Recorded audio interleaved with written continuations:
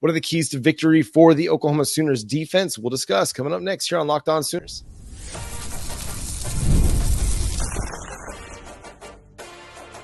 You are Locked On Sooners, your daily podcast on the Oklahoma Sooners. Part of the Locked On Podcast Network, your team every day.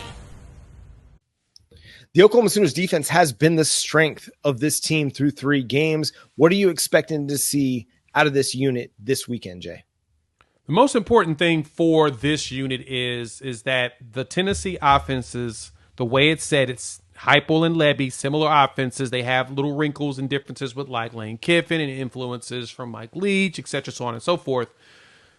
It's all about running the ball. And Tennessee is all about running the ball. They're number 3 in the country in rushing yards right now, in just raw yards, 336 yards per game on the ground. John.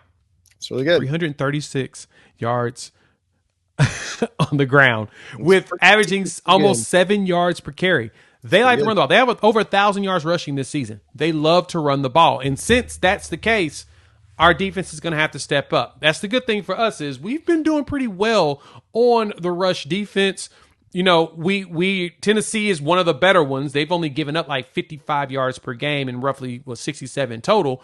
So their defense is playing, but we're only giving up 77 yards per game, 77.67 to be exact, at 223 yards total over this entire season.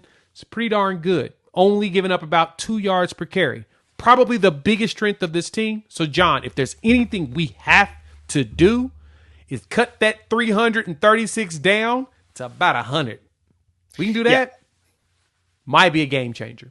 I mean, if they can hold Tennessee to 100 yards rushing, Oklahoma wins this game. 100%. I mean, Nico Yamalava is a great quarterback, but if Tennessee does not have a running game, I don't think he can do enough yet to carry Tennessee to a victory. I think he's a very talented dude, and he's probably going to be a Heisman finalist one day. I just don't know if the offense is set up for him to carry this team just yet. You know, they've got a really good offensive line. They've got a couple really good wide receivers. Again, the running game is the focus. And if Oklahoma can slow it down a little bit, even 150 yards rushing, I think that's going to play right into what Oklahoma's defense wants to do, which is get after the passer. So much of this is going to be, how does Oklahoma win on first down? Do they win first down? If they can get Nico and this offense into a 2nd and long, a 3rd and long, that's going to be so critical and so huge to give them an opportunity to just rush the passer. And if they can do that, I think it bodes really, really well for them. You know, I think the cornerback group, Kani Walker, Des Malone, they played really, really good against Tulane. They're going to have to keep that same intensity, keep that same attacking mindset to go after footballs in the air and really challenge this Tennessee wide receiver crew.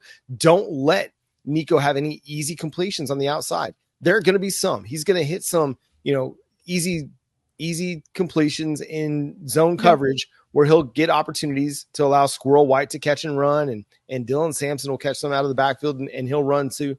But anytime that they're locked up in man coverage, got to come through. And if those guys can play the same way they played last week against Tulane, then, man, I'm feeling great about this. And so much of it's going to come down to a complete defensive performance. But I think Oklahoma's perfectly capable of just showing up and showing out on defense this year.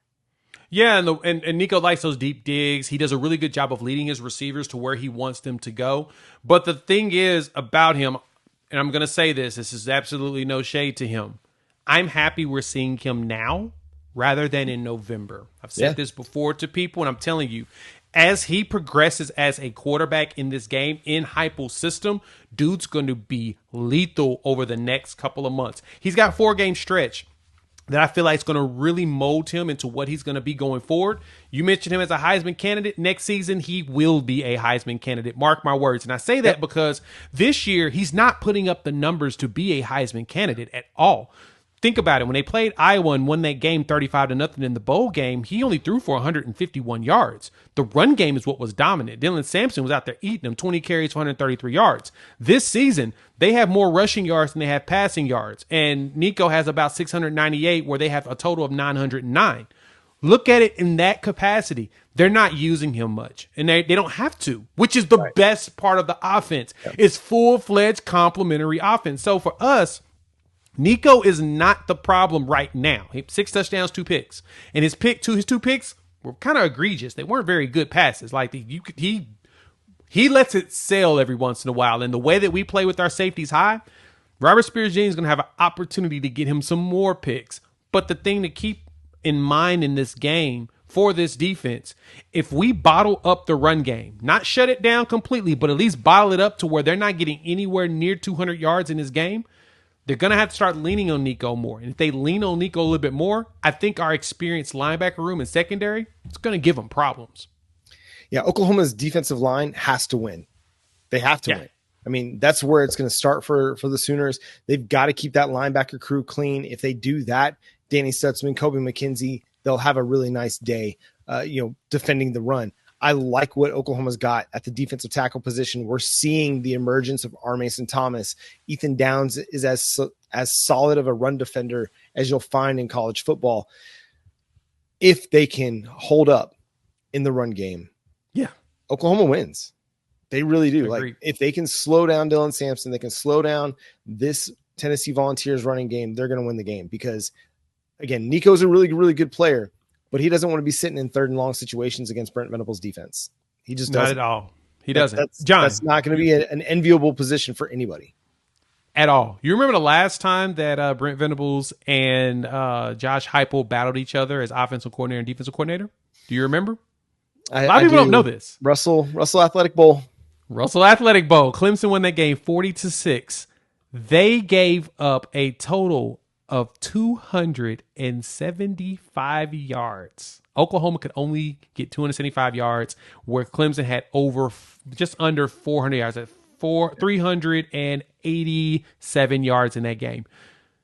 They had Trevor Knight in a whirlwind. And remember, Trevor Knight went out there and beat Bama in a bowl game, right? So it's not like we're talking about a Trevor Knight that wasn't very good. Clemson had Josh Heupel's setup. Now, Josh has evolved a lot since then. So has Brent Venables. And now we've got Zach Alley, who, we're rocking an Alley We Trust shirt today because this defense, critical. It's critical on him. And I think this is going to be his coming out party. This is going to be the game where people are going to see, oh, shoot, Brent Venables really does have a dude back there calling them plays. Oh, gosh, we got to pay attention to this, don't we? We do, don't we? I think this is the game. Yeah, and I think this is going to be a coming out party for the Oklahoma football program as a whole. Yes. So many people, we talked about it on our show yesterday, so many people are picking Tennessee, writing the Sooners off, talking about how they're not ready for this. They're going to surprise a lot of people. I mean, listen, Tennessee's a good team. I'm not here to say that they're not a good team. Oklahoma's a good team too. Yep. And for anybody that thinks they're not, you're going to be in for a bit of a rude awakening.